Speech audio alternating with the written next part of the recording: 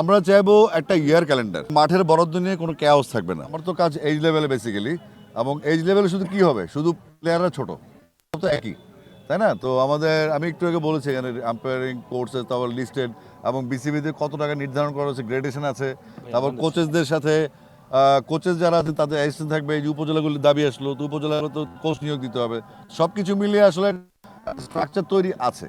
এখন যেহেতু আমি আসছি, ঢাকার বাইরে ঘুরছি, আমি এই তথ্যগুলো জানছি যেগুলো জানা হয়নি, সেগুলো আমি ঢাকায় গিয়ে অবশ্যই জানাবো, এবং আপনারা খুব দ্রুতই এই রেজাল্টগুলো পেয়ে যাবেন। আর যেহেতু রংপুরে বিভাগ হচ্ছে একটা, আমাদের বিসিবির অফিস হচ্ছে, তো আপনারা ইজিলি পেয়ে যাবেন এগুলো। আপনারা তো সবচেয়ে বড় সমস্যা আছে সীমিত সংখ্যক মাঠ, কিন্তু আমাদের এটাও জানতে হবে যে আমাদের যে সম্পদ সীমিত, সেটা প্রপার ইউটিলাইজটা করতে হবে। তো আমরা খেলা যেটাই হোক সেটা আমাদেরই খেলা। তো আমরা চাইবো যদি ইয়ার ক্যালেন্ডার করে রংপুর ক্রিকেট অ্যাসোসিয়েশন বা জেলা ক্রীড়া সংস্থা, একটা ক্রিকেট অ্যাসোসিয়েশন হওয়ার কথা আছে, সংস্থা আলাদা হওয়ার কথা আছে আমাদের।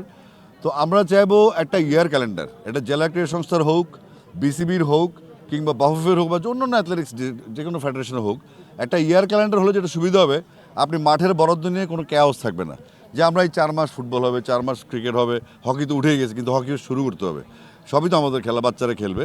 তো সেক্ষেত্রে আমি মনে করি যে মাঠের যেই সংখ্যা আছে সেটা আমরা যদি প্রপার ইউটিলাইজ করতে পারি, এখন তো মাঠ বানাতে হুট করে পারবো না, সময় সাপেক্ষ ব্যাপার। তো সেক্ষেত্রে আমরা একটা ইয়ার ক্যালেন্ডার যদি করতে পারি, আমাদের ম্যাক্সিমাম সমস্যার সমাধান হয়ে যাবে।